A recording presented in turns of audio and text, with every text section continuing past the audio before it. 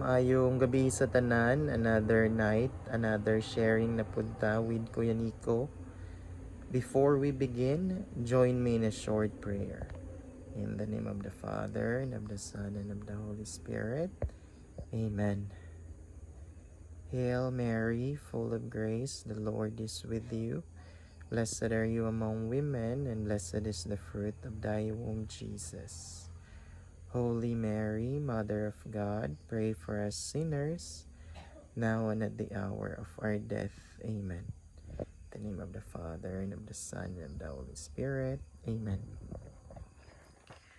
Thank you sa tanan. Mayong gabi once again. Short sharing ni Kuya Nico tonight will be about finding the mission of our human life.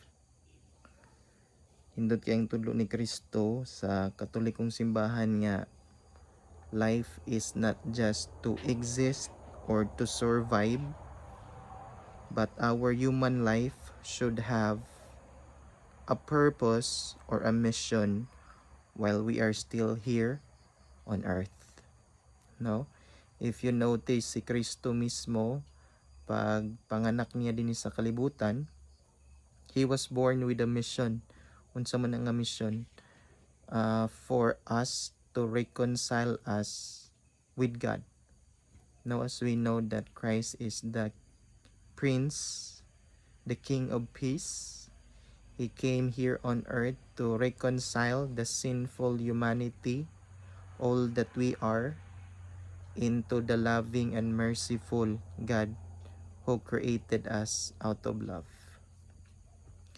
So, muna pinaka-mission, purpose sa kinabuhi ni Kristo, mga igsoon mo nang He sacrificed Himself up to the point of death on the cross.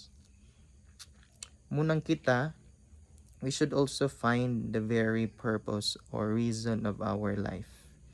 No, nating mission, purpose materially to provide with the needs of our families, ourselves, balay, sakyanan, yuta, unsa ba kwarta, good health. Those things are good in themselves. Maayo man na sila.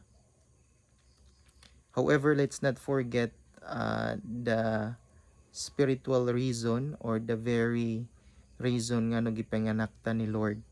It means gipanganak ta o gibuhat ta sa Ginoo. It means nga there's more than just those material things. And what are those? It could be small or great things